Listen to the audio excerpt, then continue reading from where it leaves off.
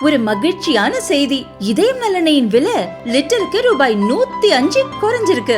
September 2023ல 1 litre இதயம் நலனையின் அதிகபட்ச விலை ரூபாய் 503. ஆனா இப்ப 1 லிட்டர் இதயம் நலனையின் விலை ரூபாய் 398 மட்டும்தான் தமிழ்நாட்டுல. அப்ப இனிமே எல்லாரும் இதயம் நலனை வாங்கலாம் இல்ல?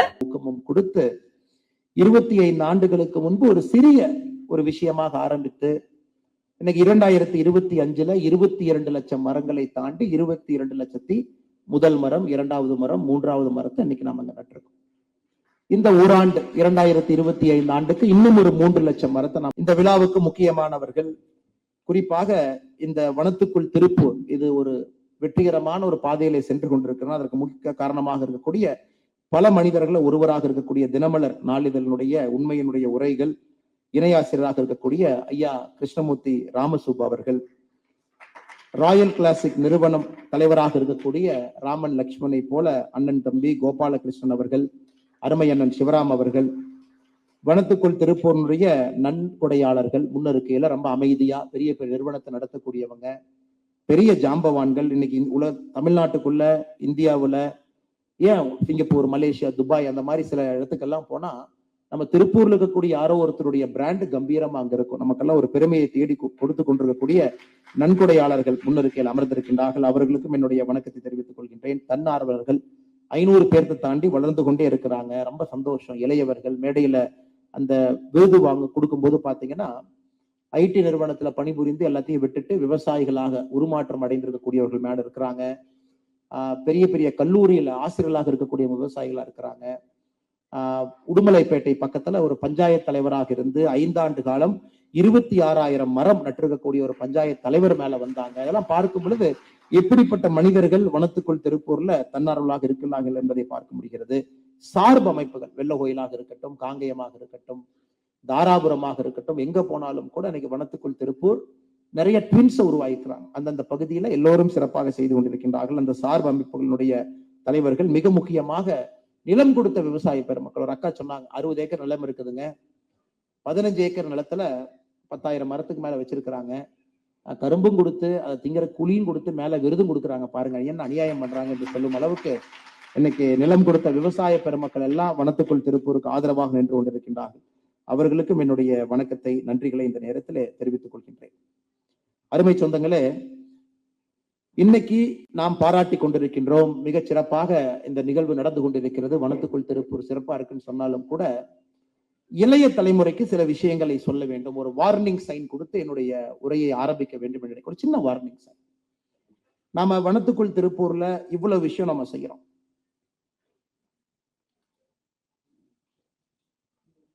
இவ்வளவு விஷயம் நம்ம செய்யறோங்க. வேற யாருமே தமிழகத்துல எனக்கு தெரிந்து இது போன்ற ஒரு அமைப்பு நமக்கு இருப்பதாக நான் பார்க்கல. ஐயா சொன்னது போல பக்கத்து மாவட்டமாக ஈரோடுல ஒளிரும் அமைப்பு, அவங்களும் கொஞ்சம் பெரிய லெவல்ல ஈரோட்டுக்காக முயற்சி எடுத்து பண்றாங்க. இயற்கையை பாதுகாக்கக்கூடிய தமிழகத்துல ஒரு ஊர்ல எல்லோரும் சேர்ந்து செய்யறாங்க அப்படின்னா தமிழகத்துல எனக்கு தெரிஞ்சு வனத்துக்குள் திருப்பூர் நம்பர் 1ல இருக்கும். இன்னைக்கு அந்த வனத்துக்குள் திருப்பூர் நாம 25 ஆண்டுகளாக நாம் செய்திருக்கக்கூடிய என்விரான்மெண்ட் இம்பாக்ட் ஸ்டடி, அதாவது நம்ம மரம் வச்சிட்டோம் 22 லட்சம் மரம், அதன் மூலமாக என்ன பயன் அப்படின்னு ஒரு ஸ்டடி பண்ணியிருக்காங்க. அதுல நீங்க பாத்தீங்கன்னா ஆக்சிஜன் எவ்வளவு நமக்கு கிடைக்குது, எத்தனை விதமான பறவைகள் வந்திருக்கு, எத்தனை விதமான மரங்கள், செடி கொடிகள், ஒரு பட்டாம்பூச்சிகள் எத்தனை வெரைட்டி, 65 வெரைட்டி பட்டாம்பூச்சிகள் இருக்கு. வெச்ச மரத்துல 88.4% மரங்கள் இன்னைக்கு உயிரோடு நிலைத்திருக்கு. இதெல்லாம் பார்க்கும் பொழுது இதில் ரொம்ப முக்கியமான விஷயம் கார்பன் கேப்சர். அதாவது நாம் வைத்திருக்கக்கூடிய இந்த மரம் எந்த அளவுக்கு கார்பன் எமிஷன் நாம் செய்யக்கூடிய சுற்றுச்சூழல் மாச கேப்சர் பண்ணிருக்கு, சிங்க் ஆட் பண்ணிருக்குன்னு பாத்தீங்கன்னா 2038 டன் கார்பனை நம்ம கேப்சர் பண்ணிருக்கோம். உலகத்துல ஒரு ஆண்டுக்கு நம்முடைய எல்லா மக்களும் சேர்ந்து 650 கோடிக்கு மேல கிட்டத்தட்ட 700 கோடி மக்கள் நாம் எல்லாம் சேர்ந்து ஒரு ஆண்டுக்கு நாம் வெளியிடக்கூடிய மாசு 50 billion ton carbon di oxide.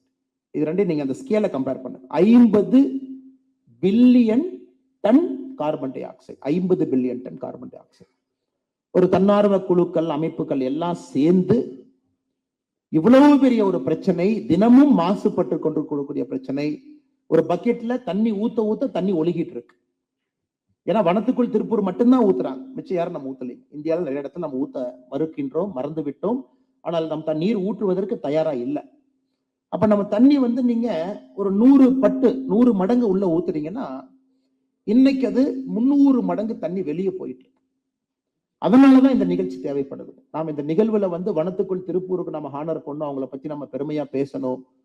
இங்க இருக்கக்கூடிய நன்கொடையாளர்களுக்கு எல்லாம் எந்த விதமான பெருமையும் தேவையில்லை, தன்னார்வர்களுக்கு எந்த விதமான பெருமையும் தேவையில்லை, விவசாய பெருமக்களுக்கு எந்த விதமான பெருமையும் தேவையில்லை. ஆனா இருந்தும் வலுக்கட்டாயமாக ஒரு நிகழ்வு நம்ம நடத்துறோம் அப்படின்னா யாராவது ஒருத்தர் இதை பார்த்து இன்ஸ்பயர் ஆவாங்க. எங்கேயாச்சும் நடத்தணும். ஏன் ஒரு ஊர்ல இத்தனை பேர் செய்யும் பொழுது நாம ஏன் செய்யக்கூடாது? நாம ஏன் நம்ம கிராம லெவல்ல ஆரம்பிக்க கூடாது? நம்ம கிராமத்தில் இருக்கக்கூடிய 100 வீடுகள் 200 வீடுகளை ஒருங்கிணைச்சு இந்த நிகழ்வை பார்க்கக்கூடிய ஏதோ ஒரு தன்னார்வ தினமலர் பத்திரிகையிலையோ எலக்ட்ரானிக் மீடியாலயோ வேற ஒரு பத்திரிகையில படிக்கக்கூடியவங்க நம்ம ஊர்ல ஏன் நம்ம செய்யக்கூடாது? ஒரு பிளாஸ்டிக்ல இருந்து ஆரம்பிப்போம், ஒரு நிலத்தடி நீர் பாதுகாப்புல இருந்து ஆரம்பிப்போம், ஏன் பனங்கொட்டையை போட்டு ஒரு பனைமரத்தை வளர்க்கறதுல இருந்து ஆரம்பிப்போம். ஏதாவது ஒரு இன்ஸ்பிரேஷன் யாருக்காவது வர வேண்டும், வரும் என்பதற்காகத்தான் இந்த நிகழ்வு இங்கே நடந்து கொண்டிருக்கிறது. அருமை சொந்தங்களே, அது மட்டும் இல்லை, இன்னைக்கு தமிழக அளவுல மாசுபட்டிருக்கக்கூடிய நீர்நிலைகள், குறிப்பா ஆறுகள், தமிழக அளவுல எந்த அளவுக்கு ஆறுகள் மாசுபட்டிருக்கு அப்படின்னு நம்ம பார்த்தோம் அப்படின்னா, நமக்கு சுற்றி இருக்கக்கூடிய நதிகள் பாலார் கொடையாஞ்சியிலிருந்து மரப்பட்டு வரைக்கும் 16 கிலோமீட்டர் 10வது இடத்துல இருக்கு. தமிழகத்தில் அதிகமா மாசுபட்ட ஒரு ஆறு பிரையாரிட்டி 5. அமராவதி ஆறு மடத்துக்குளத்திலிருந்து கரூர் வரைக்கும் 108 கிலோமீட்டர் முழுமையாக மாசடைஞ்சிருக்கு. பிரையாரிட்டி 5ல இருக்குங்க அமராவதி ஆறு 9வது இடத்துல. அடையார் ஆறு தாம்பரத்திலிருந்து நந்தனம் 30 கிலோமீட்டர் மாசுபட்டிருக்கு. பிரையாரிட்டி 1. பிரையாரிட்டி 1 to 5ங்கிறதுங்க. பிரையாரிட்டி 1னா ரொம்ப மாசுபட்டிருக்கு, பிரையாரிட்டி 5னா கொஞ்சம் மாசுபட்டிருக்கு. இந்த பிரையாரிட்டி 5க்குள்ள வந்தாவே தண்ணியை குடிச்சீங்கன்னா ஹாஸ்பிட்டல்ல போய் படுத்துக்கணும் அப்படிங்கிற அர்த்தம். அடுத்து 7வது இடத்துல கூவம் நதி ஆவடியிலிருந்து சத்யா நகர் வரை 31 கிலோமீட்டர் பிரையாரிட்டி 1. ஏன்னா நம்ம டிஸ்டன்ஸையும் இன்டென்சிட்டியும் மெஷர் பண்ணி ரேங்க் போடுறாங்க. 6வது இடத்துல தாமிரபரணியிலிருந்து பாப்பன்குளம் வரைக்கும் ஆறுமுகநேரி ஸ்ட்ரெச் 80 கிலோமீட்டர் பிரையாரிட்டி 4. 5வது இடத்துல பவானி ஆறு சிறுமுகையிலிருந்து காளிங்கராயன் வரைக்கும் 60 கிலோமீட்டர் பிரையாரிட்டி 5. காவேரி ஆறு மேட்டூர்ல இருந்து மயிலாடுதுறை வரை 200 கிலோமீட்டர் பிரையாரிட்டி 3. வசிஷ்ட நதி மணிவிழுந்தான்ல இருந்து தியாகுங்கூர் வரைக்கும் 10 கிலோமீட்டர் பிரையாரிட்டி 1. திருமணிமுத்தார் ஆறு சேலத்திலிருந்து பாப்பிரெட்டுப்பட்டு வரைக்கும் 15 கிலோமீட்டர் பிரையாரிட்டி 1.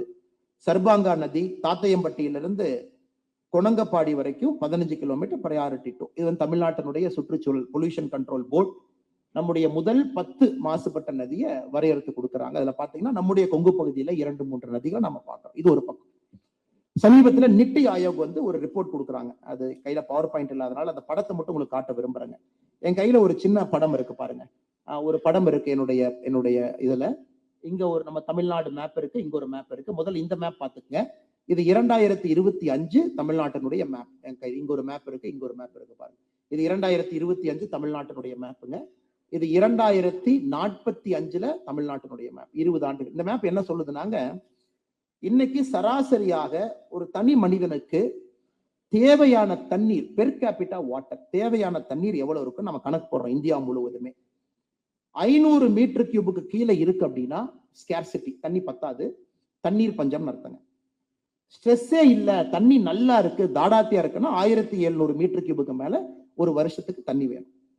இன்னைக்கு தமிழகத்துல 2025ல 40% இடத்துல தண்ணி 500 மீட்டர் கியூபோட கீழே இருக்குதுங்க. 500 மீட்டர் கியூபோட இன்னைக்கு 40% இடம் தமிழகத்துல வாட்டர் ஸ்கேர்சிட்டி.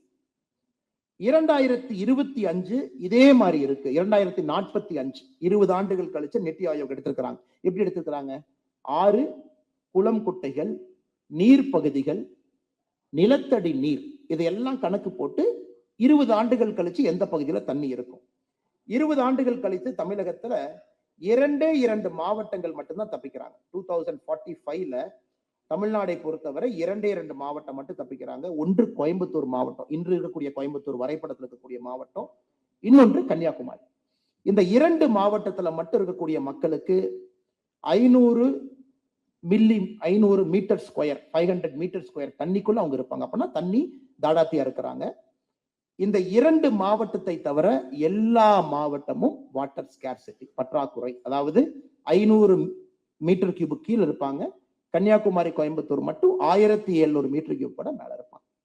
சோ நீங்க எந்த டேட்டா எடுத்து எப்படி நீங்க தலைகீழா பார்த்தாலும் ஒரு அபாயகரமான இடத்தை நோக்கி தமிழகம் நாம் செல்ல ஆரம்பித்திருக்கின்றோம் என்பது தெள்ள தெளிவா நமக்கு தெரியும். மாசு, காத்து, நம்ம சுவாசிக்கக்கூடிய காத்து.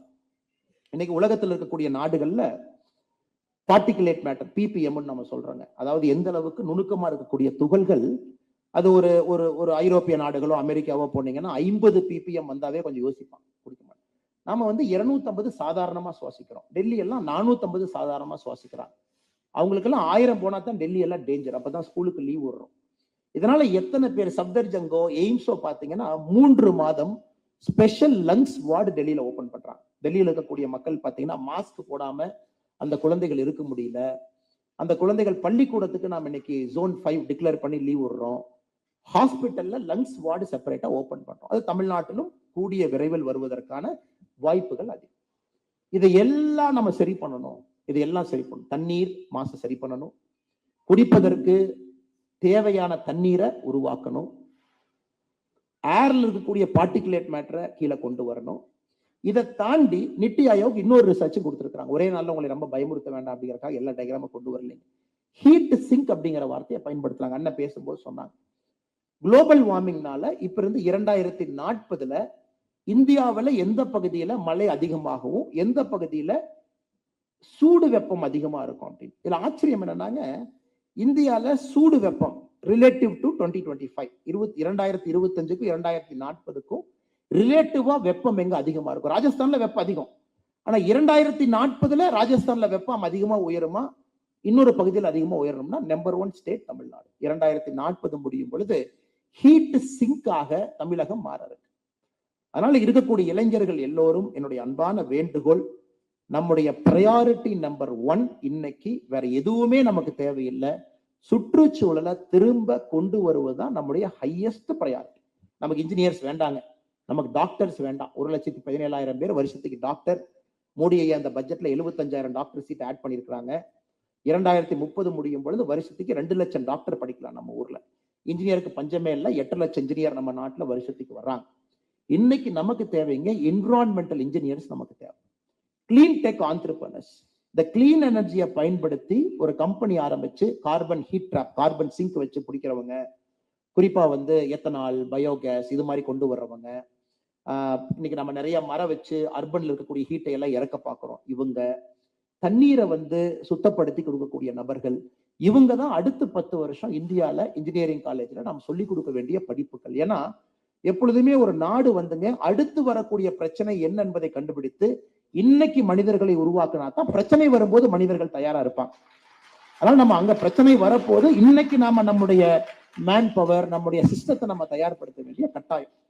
சோ இந்த இடத்துல வனத்துக்குள் திருப்பூர் இதை கையில் எடுத்து 22 லட்சம் மரத்தை வச்சிருக்கிறாங்க. 10 மான் கேட்டீங்கன்னா 10.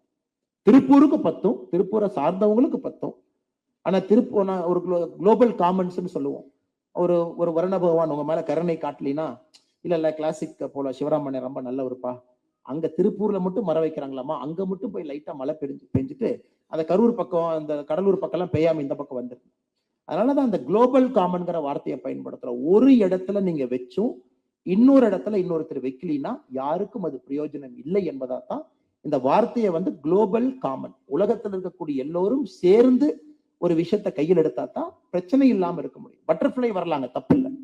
இந்த பகுதிக்கு பறவைகள் வரலாம், தப்பில்லை. ஆனா இந்த பகுதிக்கு மழை வர வேண்டும், இந்த பகுதியில் நிலத்தடி நீர் உயர வேண்டும் என்றால் இது செயின் ரியாக்ஷன் மாதிரி எல்லா இடத்துக்கும் போகும். அதனால நிச்சயமாக வனத்துக்குள் திருப்பூர் எப்படி துணை அமைப்புகள் இன்னைக்கு உருவாக்கி இருக்கிறாங்களோ, தமிழகத்தில் இருக்கக்கூடிய நம்முடைய சொந்தங்கள் எல்லாம் இதை புரிஞ்சுக்கணும். எதை புரிஞ்சுக்கிறாங்களோ இல்லையோ, சுற்றுச்சூழல் பாதுகாப்பினுடைய அவசியத்தை முழுமையாக புரிந்து களத்தில் இறங்கணும். இன்னைக்கு இங்க இருக்கக்கூடிய தொழிலதிபர்களுக்கு ஒரு பெரிய சேலஞ்ச், மிகப்பெரிய சேலஞ்ச் இன்னைக்கு அவங்க ஃபேஸ் பண்றாங்க. திருப்பூருக்கு இருக்கக்கூடிய நம்பர் 1 சேலஞ்ச் பாத்தீங்கன்னா 2070 வரும்போது நெட் கார்பன் எமிஷன் 0. அதாவது இந்தியால நம்ம மோடி ஐயா சொல்லியிருக்கிறாங்க, 2070 முடியும் பொழுது எங்களுடைய நாட்டுல கார்பன் நாங்க எமிட் பண்ண மாட்டோம். இன்னைக்கு கார்பன் எமிட் பண்றோம். பைக்ல, கார்ல, பிளைட்ல, ஒரு பிசினஸ்ல கார்பன் போகுது. அதை ஆப்செட் பண்ண பாக்குறோம். எமிட் பண்ற கார்பனை ஆப்செட் பண்ணணும். சோ மோடி அவங்க என்ன சொல்றாங்க, 2070 முடியும் பொழுது நாங்க எவ்வளவு கார்பனை வெளியே கொடுக்க பாக்குறோமோ அவ்வளவு ஆப்செட் நாங்க பண்ணிடுவோம். சோ நெட் கார்பன் 0ல கொண்டு வருவோம். அது 2030 இருந்தே நம்ம காட்ட ஆரம்பிப்போம். அப்பவே பாதி நாங்க குறைச்சிருவோம். இது எல்லாம் நம்ம செய்ய ஆரம்பிப்போம். அதனால இன்னைக்கு செகண்ட் ஜெனரேஷன் ஆண்டர்பிரனர்ஸ், ஏன்னா முன்னிருக்கையில் இருக்கவங்க எல்லாமே ஃபர்ஸ்ட் ஜெனரேஷன். அவங்க வந்து ஒரு வரப்பகுதி, வரக்காடாக இருந்த பகுதி, விவசாயம் பொய்த்து கொண்டிருந்த நேரத்துல உள்ள புகுந்து கடுமையான ஒரு முயற்சியில 15 கோடி ரூபாய் இந்த பகுதியினுடைய மொத்த உற்பத்தியை இன்னைக்கு 70,000 கோடி ரூபாய் கொண்டு போய் நிறுத்திட்டாங்க. எனக்கு திருப்பூர் இருக்கக்கூடிய செகண்ட் ஜெனரேஷன் ஆண்டர்பிரனர்ஸ் நம்முடைய முக்கியமான வேலை, என்னை பொறுத்தவரை தாழ்மையான கருத்து, இந்த பிசினஸ் எப்படி கிளீனா கிரீனா மாத்த போறீங்க அப்படிங்கறதும் உங்க முன்னால் இருக்கக்கூடிய மிகப்பெரிய பிரச்சனை. மெட்டீரியல்ஸ் பயன்படுத்துவதிலிருந்து, வாட்டர் டிஸ்சார்ஜ்ல இருந்து, எஃப்ளூயன்ட்ல இருந்து, நாம் பயன்படுத்தக்கூடிய ஹீட் சோர்ஸ்ல இருந்து, இது எல்லாத்துக்கும் நம்ம ஆல்டர்னேட் கண்டுபிடிக்க ஆரம்பிச்சிட்டோம். மரத்தை நாம எரிச்சு பாய்லர் எரிக்கக்கூடாது. அப்ப ஒரு நண்பர் சொல்றாரு ஹைட்ரஜனை கொண்டு வந்து எரிக்கலாம், இது ஒரு யோசனை. இல்ல நம்ம ஜீரோ எமிஷன் டிஸ்சார்ஜுக்கு எப்படி நம்ம போகலாம், ஜீரோ எஃப்ளூயன்ட் டிஸ்சார்ஜுக்கு எப்படி போகலாம், அதை பத்தி பேசிக்கொண்டு. அதனால என்னுடைய அன்பான வேண்டுகோள், உலகம் முழுவதும் நீங்க பயணம் பண்ணணும். இன்னைக்கு திருப்பூர்ல இருக்கக்கூடிய ஒரு யங் ஆண்டர்பிரனர் பிலோ 40, பிலோ 45 இருக்காங்கன்னா, நீங்க வேர்ல்டு ஃபுல்லா you should hunt for technology. Stanford, Harvard, நம்ம ஐஐடிஸ், எங்க யாரு எந்த ப்ரொஃபசர் எந்த பேட்டன்ட் இது சம்பந்தமா யாரு என்ன கொண்டு வந்தாலும் நீங்க அங்க போய் அதை ஹண்ட் பண்ணி அதை கண்டுபிடிச்சு அதை வந்து மார்க்கெட் கொண்டு வந்து நீங்கெல்லாம் ஒன்னா ஒரு கன்சோர்ட்டியம் மாதிரி, இளம் தொழிலதிபர்கள் ஒரு கன்சோர்ட்டியம் மாதிரி நீங்கெல்லாம் உருவாகி அதை திருப்பூருக்கு அடுத்த கட்டம் நம்ம கொண்டு போனா மட்டும்தான் தொழில் தப்பிக்கும். தொழிலை நம்பி இருக்கிறவன் நம்ம லட்சக்கணக்கான நபர்கள் நம்ம தப்பிப்போம். திருப்பூர் தொடர்ந்து இந்தியாவுடைய முதன்மை நகராக டெக்ஸ்டைலை பொறுத்த வரைக்கும், ஏன்னா மோடிஜி அவங்க இன்னைக்கு இந்தியாவில் 3 லட்சம் கோடி ரூபாய் டெக்ஸ்டைல் மார்க்கெட். 2030 முடியும் பொழுது நம்முடைய பாரத பிரதமர் அவர்கள் இந்த பாரத் டெக்ஸ் ஃபேர்ல கூட இப்பதான் பேசினாங்க, ஒரு 2 வாரத்துக்கு முன்பு 9 lakh crore வச்சிருக்காங்க. அதாவது இன்னைக்கு இருக்கக்கூடிய டெக்ஸ்டைல் மார்க்கெட் 3 மடங்கு உயர வேண்டும். 3 lakhல இருந்து 9 lakh, 3 மடங்கு உயரணும் பாருங்க 5 வருஷத்துல. அப்ப நம்ம 75 வருஷமா எவ்வளவு செஞ்சிருக்கிறோமோ நெக்ஸ்ட் 5 இயர்ஸ்ல 3 times. டிஸ்சார்ஜ் இல்லாம இருக்கணும், எஃப்ளூயன்ட், பொல்யூஷன் குறைக்கிற பார்க்கணும், கிளீன் மெட்டீரியல்ஸை பயன்படுத்தணும். எவ்வளவு பெரிய சேலஞ்ச் உங்களுக்கு இருக்குன்னு பாருங்க. அதனால் நிச்சயமாக இந்த மிகப்பெரிய பொறுப்பை சுமந்து நீங்கள் செய்வீர்கள் என்கின்ற முழு நம்பிக்கை எனக்கு இருக்கு. இங்க விவசாய பெருமக்கள் ரொம்ப சந்தோஷம். பாத்தீங்கன்னா ஐடில இருந்த ஒரு நபர் வந்து சொன்னார், நல்லா விட்டுட்டேங்கன்னா டிசிஎஸ்ல வந்து பொறுப்புல இருந்தேன், விவசாயம் ஆயிட்டேன். கர்ம வீரர் காமராஜர் ஐயா ஆட்சி பொறுப்பை விட்டு இறங்கும் பொழுது 1963 9 ஆண்டு காலம் தமிழகத்தினுடைய முதலமைச்சராக இருந்து ஆட்சியிலிருந்து கீழே இறங்கும் பொழுது தமிழகத்தினுடைய வாட்டர் இரிகேட்டட் ஏரியா, அது தண்ணியா இருக்கலாம், ஆறா இருக்கலாம், குளமா இருக்கலாம், கிணறா இருக்கலாம், எனிதிங் வாட்டர், தண்ணீர் மூலமா இரிகேட்டட் ஏரியா, பாசன பகுதி மொத்தமா பாத்தீங்கன்னா 70 லட்சம் hectare acre, 70 lakh hectare acreage இருந்துச்சு.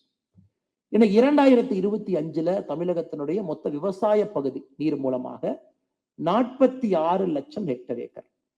அப்ப என்ன நடந்திருக்குனாங்க, 63 இருந்து 2025க்குள்ள 24 லட்சம் ஹெக்டர் ஏக்கரை நம்ம இழந்திருக்கோம். அதாவது விவசாய பரப்பில் இருந்தக்கூடிய பகுதி 24 lakh ஹெக்டரை நம்ம இழந்திருக்கோம். இது நம்ம முன்னாடி இருக்கக்கூடிய நம்பர் 1 சேலஞ்ச். சாயில் ஃபர்டிலிட்டி 1963க்கு ஒரு மண்ணினுடைய தன்மையும் 2025க்கு ஒரு மண்ணினுடைய தன்மையும் அப்படியே நம்ம கீழே வந்துட்டோம். ஏன்னா சாயில் பாத்தீங்கன்னா இன்னைக்கு வந்து கெமிக்கல் ஆயிடுச்சு, நிறைய சாயில் வந்து கெமிக்கல் ஆயிடுச்சு. இன்னைக்கு நமக்கு இருக்கக்கூடிய சேலஞ்ச், வனத்துக்குள் திருப்பூர் மாதிரி அமைப்புகளை நம்ம காட்டுக்குள்ள ஓபன் பண்ணி, அண்ணா நீங்க வாங்க என் காட்டுல நீங்க மரம் வைங்க, வேலி தோட்டத்து பார்டர்ல வைங்க, பனைமரத்தை வைங்க, அல்லது எனக்கு வந்து ஒரு கேஷ் கிராப் மாதிரியே ஒண்ணு பண்ணி கொடுங்க, ஏதோ ஒன்றுக்கு நீங்க பண்ணி கொடுங்கன்னு சொல்லும் பொழுது அந்த மரம் ஏகப்பட்ட விஷயத்தை நம்ம காட்டுக்குள்ள திரும்ப செய்ய ஆரம்பிக்குதுங்க. அதனாலதான் நீங்க பெரிய மனசு பண்ணி விட்டுருக்கீங்க. ஏன்னா நிறைய பேர் மரம் வைக்கும் போது இல்ல ஏரி போடணும், தோண்டணும், குழி பறிக்கணும், அதனால நம்ம விவசாயம் பண்ண முடியாது, முட்டு வலி கீழே போகணும் எல்லாமே யோசிப்பாங்க. அதையெல்லாம் தாண்டி மரம் வைக்க வேண்டும் நீங்க யோசிக்கிறீங்க. ஜேசிபி எங்க வேணாலும் போகலாம், எங்க வேணாலும் குழி பறிக்கலாம், எப்படி வேணாலும் தோட்டத்துக்குள்ள போய் வரலாம் நீங்க அனுமதிக்கும் பொழுது அந்த மரம் மட்டும்தாங்க இந்த ரிவர்ஸ்ல திரும்ப கொண்டு வரதுக்கான வாய்ப்பு. 24 லட்சம் ஹெக்டர் என்ன நம்ம இழந்திருக்கிறோம் அப்படிங்கிறது அந்த மரம் மட்டும்தான் திரும்ப நைட்ரஜன் பிக்சேஷன்ல இருந்து ஆரம்பிச்சு அந்த மண்ணுக்கு தேவையான சக்தி எல்லாம் ஒரு மரம் இயற்கையாக நம்ம கொடுத்துரும். அதனால உங்களை நான் பாராட்டுவதோடு மட்டும் இல்லாம இதை நீங்க இன்னைக்கு மேடைக்கு வந்து 50 விவசாய பெருமக்களுக்கு இந்த அடையாளமாக இந்த விருது என்பது உங்களை பார்த்து இன்னும் ஒரு 500, 1000, 2000, 3000 விவசாயிகள் கன்னிவாடியிலிருந்து வந்திருக்கிறீங்க, மடத்துக்குளத்துல இருந்து வந்திருக்கிறீங்க, சின்னத்தாராபுரம் என்னுடைய பக்கத்தூர் ஊத்துப்பட்டியிலிருந்து வந்திருக்கிறீங்க. அப்படின்னா அந்த அளவுக்கு இங்க இருக்கக்கூடிய வனத்துக்குள் திருப்பூர் கிட்டத்தட்ட 100 கிலோமீட்டர் வரைக்கும் போயிருக்கிறாங்க. பாருங்க, இங்கிருந்து 100 கிலோமீட்டர் வரைக்கும் அவங்க வந்து ரீச் இருக்கு அவங்களுக்கு. அது இன்னும் அதிகமான ரீச் வருகின்ற காலத்துல உங்கள் மூலமாக வரணும். எல்லோருமே நம்முடைய தோட்டத்துல வரக்காட்டுக்குள்ள, குறிப்பாக செமி ஏரிட், அதாவது எனக்கு முழுமையா பாசன வசதி இல்லை, மழை பெஞ்சா கிணத்து மூலமாகத்தான் பாசனம் இருக்கும் நினைக்கக்கூடிய செமி ஏரிட் பகுதியில் இருக்கக்கூடிய விவசாய பெருமக்கள், குறிப்பாக இந்த மரத்தை உள்ள வந்து உங்களுடைய பகுதியில் நடுவதற்கு ஒரு பெரிய ஒரு ஊக்கம் நீங்க வனத்துக்குள் திருப்பூர் போன்ற எல்லா அமைப்புகளுக்கும் கொடுக்க வேண்டும் என்று அன்போடு இந்த நேரத்துல நான் வேண்டிக் கொள்கின்றேன். இது ஒரு பக்கம் ஐயா. இன்னொரு பக்கம் பாருங்க, 2024 இந்த ஜஸ்ட் முடிஞ்ச பினான்சியல் இயர்ல உலகத்துல அதிகமான ஐபிஓ எந்த ஊர்ல நடந்திருக்குன்னா இந்தியால, நம்முடைய நாட்டுல தான் ஹையஸ்ட் பப்ளிக் ஆஃபரிங். இப்ப பெரிய பெரிய நிறுவனங்கள்லாம் ஸ்டாக் மார்க்கெட்ல லிஸ்ட் பண்ணி அதை வந்து பப்ளிக்கு அந்த ஷேரை கொடுத்திருக்காங்க. இந்தியால மட்டுமே உலகத்தில் நடந்த மொத்த ஐபிஓல 23% போன ஆண்டு நம்முடைய நாட்டில் நடந்திருக்கு. 327 நிறுவனங்கள் பப்ளிக் மார்க்கெட்டுக்கு வந்திருக்கிறாங்க. இனிஷியல் பப்ளிக் ஆஃபரிங் ஐபிஓ கொடுத்திருக்காங்க. அதன் மூலமாக 1,73,000 கோடி மக்களுடைய பணத்தை கம்பெனிக்குள்ள வாங்கியிருக்கிறாங்க ஷேர் மார்க்கெட் மூலமா. நமக்கு க்ளோசஸ்டா இருக்கிறது பாத்தீங்கன்னா அமெரிக்கா. நாம 327 நிறுவனங்கள் ஐபிஓக்கு வந்தாங்க. யுஎஸ் வந்து 183 நிறுவனங்கள் ஐபிஓக்கு வந்தாங்க. ஆனா ப்ரொசீடிங் $32 பில்லியன். எதுக்காக இது சொல்றேன் அப்படின்னாங்க, இன்னைக்கு மூன்றாவது கருத்து, ஏன்னா நம்ம வந்து தொழிலதிபர்களை பத்தி பேசிட்டோம், இரண்டாவது தலைமுறையை பத்தி பேசிட்டோங்க, விவசாயிகளை பத்தி பேசுறோம். இங்க நிறைய இளைஞர்கள் உட்கார்ந்து இருக்கிறாங்க. என்ன செய்யணும், நமக்கு எங்க ஃபியூச்சர் இருக்கு, நான் படிச்சுட்டு இருக்கேன், காலேஜ் மாணவனா இருக்கேன், எனக்கு எங்க போறதுன்னு தெரியல அப்படின்னு குழப்பம் எல்லாத்துக்கும் இருக்கும். அவர்களுக்காக இந்த மூன்றாவது விஷயத்தை நான் சொல்றேன். இன்னைக்கு நம்முடைய நாடு பொருளாதாரத்துல we are exploding, ஒரு பெரிய ஒரு நாடாக மாறிக்கொண்டிருக்கின்றோம்.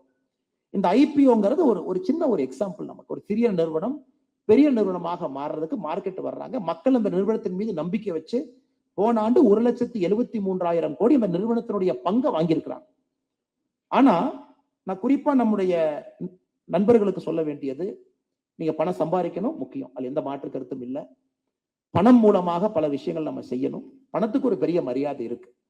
பணம் மட்டும்தான் இல்லாமா அப்படிங்கிற கேள்வி உங்களுக்கு வாழ்க்கையே பதில் சொல்லும். ஒரு அடுத்த 10 வருஷம் 20 வருஷம் வாழ்க்கை பயணத்துல பணம் எவ்வளவு முக்கியம், மிச்சம் எவ்வளவு முக்கியங்கிறத நீங்களா தான் கத்துக்கணும். மேடையிலிருந்து நான் சொல்வதோ அல்லது பணம் படைத்தவர்கள் சொன்னாலோ சரியா வராது. உங்களுடைய வாழ்க்கை பயணத்துல நீங்க முடிவு பண்ணுவீங்க, எனக்கு பணம் இவ்வளவு வேணும், எனக்கு மன நிம்மதி இவ்வளவு வேணும், எனக்கு இயற்கை பாதுகாப்பு இவ்வளவு வேணும், சமூக பணி இவ்வளவு வேணுங்கிற முடிவு பண்ணுவீங்க. அப்படி எதுக்காக சொல்றேன்னாங்க, இந்த ஐபிஓ வந்திருக்கக்கூடிய நிறுவனத்துல யாரெல்லாம் என்விரான்மெண்ட் சார்ந்து, இயற்கையை சார்ந்து வந்திருக்கக்கூடிய நிறுவனங்கள், இந்தியாவுடைய லார்ஜஸ்ட் போட்டோவோல்டிக் செல் பிவி செல் சோலார், நம்ம சைனா வந்து சூப்பர் அப்படிங்கிறோம், பிரிமியன் எனர்ஜி, வாரி எனர்ஜி, இவங்க 2 பேருமே லார்ஜஸ்ட் போட்டோவோல்டிக் பிவி செல் மேனுஃபேக்சர். அவங்க என்எஸ்சியில லிஸ்ட் ஆனதே பாத்தீங்கன்னா அவங்க கொடுத்த பிரைஸ்ல இருந்து 120%, 66% அவங்க கொடுத்த பிரைஸ்ல இருந்து லிஸ்ட் ஆகுறாங்க. அதே போல எஸ்எம்இ ஐபிஓ, ஆல்பெக் சோலாரா இருக்கட்டும், கணேஷ் கிரீன் பாரத் சோலாராக இருக்கட்டும், அவங்களும் போன வருஷம் ஐபிஓ லிஸ்ட் பண்றாங்க. அவங்க கொடுத்த பிரைஸ்ல இருந்து 231%, 90% பிரீமியத்தோடு அவங்க லிஸ்ட் பண்றாங்க. அதே போல புது புது நிறுவனங்கள், கோயம்புத்தூர் பக்கத்துல பாத்தீங்கன்னா 2020 பயோஃபியூல்ங்கிற நிறுவனம் ஆரம்பிச்சு இன்னைக்கு இந்தியாவில் ஒரு ஜாம்பவானா, குறிப்பா அந்த biofuel supplier, consumer, waste generator இவங்களை இணைக்கக்கூடிய நிறுவனம் ப்ரோக்லீன் ஒரு நிறுவனம் சென்னையில 2012, குறிப்பா இந்த பல்ப் வாட்டர் மேனேஜ்மெண்ட், அவங்க ஒரு பெரிய ஜாம்பவானா உருவாயிட்டு இருக்கிறாங்க. Chennai 2012 solar town energy. So இந்த கிளீன் டெக் அதை வந்து நம்முடைய இளைஞர்களுக்கு சொல்ல வேண்டும் என்பது என்னுடைய ஆசை. ஒரு காலத்துல ஒரு நிறுவனம் வரும். 2000 இருந்து 2020 வரைக்கும் பார்த்தீங்கன்னா ஃபின்டெக், 2020 இருந்து பயோடெக். ஸோ ஒரு 20 ஆண்டும் அடுத்து வரக்கூடிய நிறுவனங்கள் மாறிக்கிட்டே வரும். இன்னைக்கு நீங்க ஒரு பெரிய ஒரு ஜாம்பவானா வரணும், திருப்பூருக்கும் உதவி பண்ணணும், தமிழகத்துக்கு உதவி பண்ணணும், இந்தியாவுக்கு உதவி பண்ணணும்னா அடுத்த 20 ஆண்டு கழிச்சு வரக்கூடிய பிரச்சனையை இன்னைக்கு நீங்க சால்வ் பண்ண ஆரம்பிச்சா தான் 20 ஆண்டுகள் கழிச்சு நீங்க அம்பானியோ அதானியோ ஏதோ ஒரு பெரிய மனிதரா நீங்க ஆகுவீங்க. அதனால 20 ஆண்டுகள் வழித்து வரக்கூடிய பிரச்சனை நீங்க இன்னைக்கு பாருங்க. இந்த பிரச்சனையெல்லாம் லிஸ்ட் அவுட் பண்ணுங்க. அதுல முடிஞ்ச வரைக்கும் இயற்கை பக்கம் வர பாருங்க, கிளீன் எனர்ஜி பக்கம் வர பாருங்க, ஒரு தண்ணீரை பக்கத்துல வர பாருங்க, சாயில் ஃபர்டிலிட்டியை ஃபிக்ஸ் பண்றதை நோக்கி வர பாருங்க, ட்ரிப் இரிகேஷன், மைக்ரோ இரிகேஷன் நோக்கி பாருங்க. இதெல்லாம் உங்களுக்கு அருமையான ஃபீல்ட். இது சம்பந்தமா நீங்க நல்லா ஸ்டடி பண்ணி ரிசர்ச் பண்ணி இன்னைக்கு ஒரு சின்ன சின்ன நிறுவனத்தை நீங்க ஆரம்பிக்கணும். ஸ்மால் கம்பெனி முழுமையா மத்திய அரசு கொடுக்கக்கூடிய லோனை பயன்படுத்திங்க. இன்னைக்கு எஸ்எம்ஏ நீங்க ரெஜிஸ்டர் பண்ணீங்கன்னா அடுத்த ஒரு ஆண்டு இந்த பட்ஜெட்ல இருந்து அடுத்த பட்ஜெட் முடியறதுக்கு முன்னாடி எஸ்எம்இக்கு நாம 1,50,000 கோடி ரூபாய் கடன் கொடுக்க போறோம். 1,50,000 crore இந்த பட்ஜெட்ல நம்ம கொடுத்துருக்கோம். அதை நீங்க முழுமையா பயன்படுத்தணும். அது உங்களுக்கு கிடைக்கக்கூடிய இன்சென்டிவ் நீங்க பயன்படுத்தணும். அதுல கிடைக்கக்கூடிய எல்லா மத்திய அரசு, மாநில அரசு கொடுக்கக்கூடிய எல்லா இன்சென்டிவும் தரவா நீங்க படிக்கணும். ஒரு budget document, scheme document, Tamil Nadu அரசு என்ன கொடுத்திருக்காங்க, சென்ட்ரல் கவர்மெண்ட் என்ன கொடுத்திருக்காங்க, கிளீன் டெக் என்ன கொடுத்திருக்காங்க, இதெல்லாம் நீங்க தரவா ஸ்டடி பண்ணி ஒரு நல்ல பிசினஸ் மாடலை உருவாக்கி நீங்க திருப்பூர், கோயம்புத்தூர் இந்த பகுதியை சார்ந்து ஒரு நிறுவனத்தை ஆரம்பிக்கணும். காரணம் என்னன்னாங்க, இந்தியாவுடைய அடுத்த கட்ட வளர்ச்சி இன்னைக்கு நிறுவனத்தினுடைய கையில மட்டும்தான் இருக்கு. நிறுவனம் நிறைய வேலை வாய்ப்பை நீங்க உருவாக்கணும். ஏன்னா எல்லா குளோபல் பிளேயர்ஸும் இந்தியாவில வந்து நமக்கு வேலை வாய்ப்பு கொடுத்தாங்க, நமக்கு அது ரிஸ்க் இல்லை. இந்தியாவில் இருக்கக்கூடிய நிறுவனங்கள் நமக்கு நாமே வேலை வாய்ப்பை ஏற்படுத்தினா மட்டும்தான் அந்த பொருளாதாரம் நம்முடைய நாட்டுல தங்கும். இன்னைக்கு நம்ம எல்லாம் சும்மா அம்பானி திட்டிட்டு போயிடும். இல்ல ரொம்ப ஆடம்பரமா திருமணம் பண்ணாங்க அப்படின்னு ஒரு பக்கம் சொல்றாங்க, இல்ல ரொம்ப இப்படி அப்படி. ஆனா எத்தனை பேர்த்துக்கு தெரியும், போன ஆண்டு ரிலையன்ஸ் நிறுவனம் நம்முடைய நாட்டுல கட்டின வரி மட்டுமே 1,86,000 கோடி ரூபாய் நம்ம நாட்டுக்கு அவங்க கொடுத்த வரி. இது நம்முடைய டோட்டல் பட்ஜெட் 50 லட்சம் கோடிங்க. நம்ம போட்டிருக்கிற யூனியன் பட்ஜெட் 50 லட்சம் கோடி. 50 லட்சம் கோடியில 4.5% ரிலையன்ஸ் நிறுவனம் வரியா மட்டும் கொடுத்திருக்காங்க. பாருங்க, ஒரு பெரிய நிறுவனத்தினால ஒரு நாட்டுக்கு எவ்வளவு உதவி செய்ய முடியும் என்பதுக்கு ரிலையன்ஸ் ஒரு உதாரணம். சரி, போன வருஷம் 1,86,000 கோடி கொடுத்தாங்க. கடந்த 10 வருஷத்துல 11 லட்சம் கோடி ரூபாய் ரிலையன்ஸ் வரி மட்டும் நம்ம நாட்டுக்கு கொடுத்திருக்காங்க. சோ நமக்கு இன்னைக்கு பெரிய ஜாம்பவான்கள் தேவை. பெரிய ஜாம்பவான் 100 கோடி, 500 கோடி, 1000 கோடி, 5000 கோடி, 10,000 கோடி, அதை நோக்கி உங்களுடைய டர்ன் ஓவர் போகணும். அதனால உங்களுடைய இலக்கு ரொம்ப பெருசா வைங்க. ஏன்னா மோடி அவர்களை பொறுத்தவரை இலக்கு பெருசா வச்சிருக்காங்க. 2047 முடியும் பொழுது $55 trillion அப்படிங்கிறாரு. இன்னைக்கு நாம 4 trillion இருக்கும். அப்படின்னா கிட்டத்தட்ட 12 மடங்கு, 13 மடங்கு நாம வளரணும். இன்னைக்கு இருந்து 13 மடங்கு. அதனாலதான் திருப்பூரை பொறுத்தவரை ஜாம்பவான்கள் உருவாயிட்டே இருக்கிறாங்க. அடுத்த கட்ட ஜாம்பவான்கள் நமக்கு வேணும். இவங்களாம் 1980, 1990 மார்க்கெட்ல வந்தவங்க. அடுத்த கட்ட ஜாம்பவான்கள் நீங்க வரணும். குறிப்பா இங்க இருக்கக்கூடிய இளைஞர்கள் இன்னும் 25 ஆண்டுகள் கழித்து இந்தியாவுடைய பொருளாதாரத்தை தாங்கி பிடிக்கக்கூடிய நிறுவனங்கள் இந்த மண்ணுல, கொங்கு மண்ணுல, இந்த பகுதியிலிருந்து உருவாகணும். வேலை வாய்ப்பை உருவாக்கி கொடுக்கணும். இந்த நாட்டுக்கு வரி நீங்க செலுத்தணும். அதன் மூலமாக எல்லா விதமான மக்களுக்கு தேவையான பணத்தை நீங்க அந்த நாட்டுக்கு கொடுக்கணும். அதுக்கு நீங்க செய்யணும் அப்படின்னா இன்னைக்கு நீங்க முடிவு பண்ணணும். இன்னைக்கு உங்களுக்குள்ள அந்த எழுச்சி வரணும், உள்ள ஒரு இன்ஸ்பிரேஷன் வரணும். இவங்களை பார்த்து நீங்க யோசிக்கணும். ஒரு வைக்கிங் இருக்கிறாங்க, ஒரு கிளாசிக் போலோ இருக்கிறாங்க, ஒரு சென்னை சில்க்ஸ் இருக்கிறாங்க, ஒரு ராம்ராஜ் இருக்கிறாங்க, எத்தனையோ டெக்ஸ்டைல்ஸ் ஓன் பிராண்ட் இல்லாம செய்யக்கூடிய டெக்ஸ்டைல்ஸ் இருக்கிறாங்க. எதையும் எதிர்பார்க்காம செய்து கொண்டிருக்கின்றார்கள். அது போன்று அடுத்து நாம் பேசும்பொழுது 20 ஆண்டுகள் கழித்து ஜாம்பவான்களாக இந்த மண்ணிலிருந்து நீங்கள் உருவாக வேண்டும் என்று இந்த நேரத்தில் உங்கள்கிட்ட அன்போடு கேட்டுக்கொள்கின்றேன். அதே நேரத்தில் கடைசியாக முடிக்கும் பொழுது சில நாடுகள் தெளிவா இருக்கிறாங்க. நான் இயற்கையை கெடுத்து வளர விரும்பவில்லை என்பதில் சில நாடுகள் தெளிவா இருக்கிறாங்க. அந்த பட்டியல்ல பாத்தீங்கன்னா Bhutan, Comoros, Gabon, Guyana, Madagascar, new, Panama, Suriname, இவங்கெல்லாம் இப்பவே நெட் ஜீரோ எமிஷன். அந்த நாட்டுக்குள்ள நீங்க ஒரு தொழில் ஆரம்பிக்க போனாவே நெட் ஜீரோ எமிஷன்ல தான் தொழில் ஆரம்பிக்க முடியும்.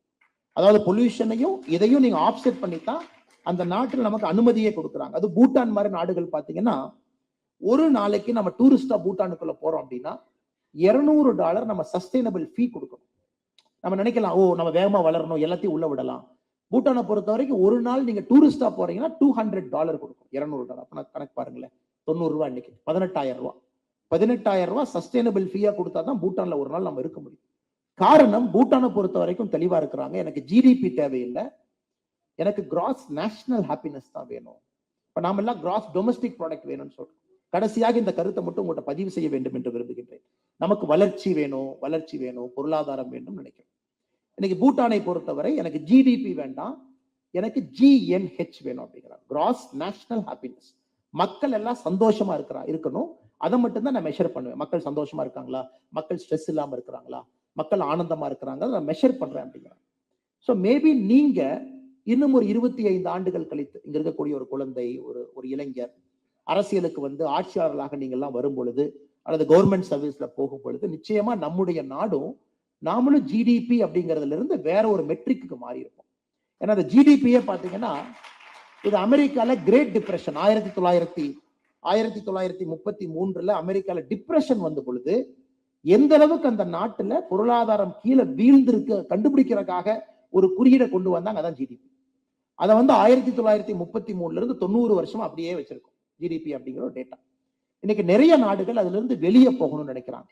அதை நாம ஒரு நாடா இல்லாம இன்டர்னலா நம்ம யோசிக்கலாம். அது என்னுடைய அன்பான வேண்டுகோள். ஏன்னா இன்னைக்கு ஏகப்பட்ட ஸ்ட்ரெஸ், ஒரு பக்கம் வளர்ச்சியை நோக்கி போறோம், ஏகப்பட்ட ஸ்ட்ரெஸ்ல இருக்கும். செல்போன் இல்லாம நாம் இல்லைங்கிறோம். இங்க எத்தனையோ பேர் உட்கார்ந்து இருக்கீங்க, தூங்கி எந்திரிச்சோன்னே நீங்க செய்யற முதல் வேலை என்னன்னா, முதல்ல சொல்லுவோம் பல்லு விளக்குவோம், அல்லது நான் நல்லெண்ணெய் ஊத்தி வாய் கொப்பளிப்பேன், அல்லது நான் மாட்டை போய் பார்த்துட்டு வருவேன். இதெல்லாம் தான் இத்தனை காலமா இருந்துச்சு. இன்னைக்கு நான் வாட்ஸ்அப் பார்ப்பேன். இன்னைக்கு இந்த தலைமுறை என்னன்னா, தூங்கி எந்திரிச்சோன்னே போனை அலாரம் ஆஃப் பண்ணுவேன், இதை ஆன் பண்ணி வாட்ஸ்அப்ல என்ன மெசேஜ் வந்திருக்குன்னு பார்ப்பேன். ஸோ எந்த அளவுக்கு இன்னைக்கு பொருளாதாரம் நமக்கு ஒரு சுமையை ஏற்படுத்துங்கிறது நீங்க பார்க்கணும். சத்குரு அவர்கள் ஈஷா சிவராத்திரியில பேசும்போது ஒரு வார்த்தையை சொன்னாங்க. எனக்கு ஒரு சராசரி மனிதனுடைய மூளைக்குள்ள 7 கிராம் பிளாஸ்டிக் இருக்கு. அந்த பிளாஸ்டிக் பொருட்கள் அவ்வளவு நம்ம சுவாசிச்சு சாப்பிட்டு உண்டு 7 கிராம் பிளாஸ்டிக் ஒரு மூளைக்குள்ள போக ஆரம்பிச்சிருச்சு. அது 20 கிராமுக்கு மேல வரும்பொழுது டிமென்ஷியாவா மாறுது. மறக்க ஆரம்பிக்கிறோம், பேரை ஞாபகம் வைக்க முடியல, 60 வயசுல கை ஷேக் ஆகுது, ஒரு வலது காலை இடது காலையும் சமமா எடுத்து வைக்க முடியல, பாடி ஷேக் ஆகுது. டிமென்ஷியா அப்படிங்கிற வார்த்தையை பயன்படுத்துறோம். அது 20 கிராம் பிளாஸ்டிக்காக மாறும் பொழுது வருது. அதனால இன்னைக்கு இருக்கக்கூடிய இளைஞர்கள் நாங்க ஒரு விதத்துல வந்துட்டோம், நம்முடைய முன்னோர்கள் ஒரு விதத்துல வந்துட்டாங்க. ஏன்னா அவங்களுக்கு வலி இல்லை, வயிற்று பசி, நாட்டினுடைய வளர்ச்சி அந்த அளவுக்கு இல்லை. ஒரு கம்யூனிஸ்ட் சித்தாந்தத்தோட இந்த நாடு பல ஆண்டு காலம் இருந்துச்சு. அவங்க அந்த பசியில வெறியில உழைச்சு கொண்டு இங்க நிறுத்திட்டாங்க. ஆனா நமக்கு ஒரு சாய்ஸ் இருக்கு. நம்முடைய வளர்ச்சி எப்படி இருக்க வேண்டும் என்கின்ற தீர்மானத்தை நீங்க கையில் எடுக்கலாம். ஆனந்தமாக மகிழ்ச்சியாக சைனாவை போல வளரும் பொழுது வயசானவங்களா இருக்க வேண்டிய அவசியம் இல்லை. சைனாவை பொறுத்த வரைக்கும் பாத்தீங்கன்னா வளர்ந்துட்டாங்க, ஆனா they becoming older. ஜப்பான் வளர்ந்துட்டாங்க, they become older. யூரோப்பிய நாடுகள் எல்லாம் வளர்ந்துட்டாங்க, they become older. ஆனா இன்னைக்கு நம்முடைய நாட்டுல நம்ம கையில இருக்கு எப்படி வளரணும், எவ்வளவு ஆனந்தமா வளரணும், எவ்வளவு சந்தோஷமா வளரணும், இயற்கையை கெடுக்காம எப்படி இருக்கலாம், தண்ணீரை எப்படி முறையா பயன்படுத்த. அதனால கொஞ்சம் சிந்திச்சு நம்ம எந்த வேலை செஞ்சாலும் கொஞ்சம் சிந்திச்சு, வாரத்துக்கு ஒருக்கா கார் பயன்படுத்தாம பப்ளிக் டிரான்ஸ்போர்ட்ல போலாமா, ஒரு சின்ன சிந்தனை. என்னால வாரத்துக்கு ஒருக்கா போக முடியல, 2 வாரத்துக்கு ஒருக்கா போக முடியுமா? ஒரே ஒரு நாள் நான் வீட்டுல கார் எடுக்க மாட்டேன், ஒரு ஆளுக்கு நான் கார் ஓட்ட மாட்டேன், ஒரு ஆளுக்கு நான் 2 வீலர் எடுக்க மாட்டேன், பக்கத்துல நான் சைக்கிள் போவேன், அல்லது டவுன் பஸ்ல போவேன், அந்த ஒரு நாள் வேலையை சுருக்கிக்குவேன், நான் என்னுடைய வாகனத்தை பயன்படுத்த மாட்டேன். ஒரு சின்ன கோல். ஏன்னா வனத்துக்குள் திருப்பூர்ல நாம் இவ்வளவு பேசும் பொழுது சின்ன சின்ன குறியீடுகள் நீங்க வைக்க முடியும். சின்ன சின்ன குறியீடு நீங்க யோசிக்கிறீங்க, கிட்டத்தட்ட விமான பயணம் மட்டுமே அந்த 50 billion ton carbon dioxide எமிஷன்ல பிளைட்ஸ் மட்டுமே it is contributing close to 3.5%. யோசிச்சு பாருங்க, அவ்வளவு விமானம் எல்லாருமே விமானம் எடுக்கிறோம், தேவையா குறைக்கலாமா, ட்ரெயினுக்கு போலாமா, கொஞ்சம் யோசிப்போம். அல்லது நான் டக்குன்னு போறதை விட ஒரு 10 முறை விமானத்துல போனா 3 முறை இரவு ட்ரெயின்ல ஏறி படுத்துங்கன்னா காலையில் நான் சென்னையில போய் இறங்கிக்கலாம். சின்ன சின்ன செல்ஃப் டிசிப்ளின் நாம கொண்டு வர ஆரம்பிச்சோம். இது எனக்கும் பொருந்தும், உங்களுக்கும் பொருந்தும், எல்லாருக்கும் பொருந்தும். சின்ன சின்ன செல்ஃப் டிசிப்ளின், நம்ம எப்படி வாழ்றோம், நம்ம எப்படி சுவாசிக்கிறோம், எப்படி தண்ணி குடிக்கிறோம், கொஞ்சம் நம்ம யோசிக்காமே பல விஷயங்கள் பண்றதுனால ஓடிக்கிட்டே இருக்கிறோம். இதையும் யோசிப்பதற்கு வனத்துக்குள் திருப்பூர் நமக்கு ஒரு வாய்ப்பு கொடுத்திருக்கிறாங்க. இது போன்ற நிகழ்வு உட்காரும் போது மட்டும்தாங்க யோசிப்போம், வேற இடத்துல நம்ம யோசிக்க முடியாது. அதுக்காக வனத்துக்குள் திருப்பூருக்கு ஒரு பெரிய நன்றி சொல்லி, 2015 1.35 லட்சமாக இருந்த மரம் இன்னைக்கு 2024 4 லட்சமாக முடிச்சிருக்கிறீங்க. 2025 இன்னும் ஒரு பெரிய இலக்கு வைத்து 2025 முடியும் பொழுது 25 லட்சமாக முடிக்க வேண்டும் என்று பெரிய ஒரு முடிவு எடுத்திருக்கிறீங்க.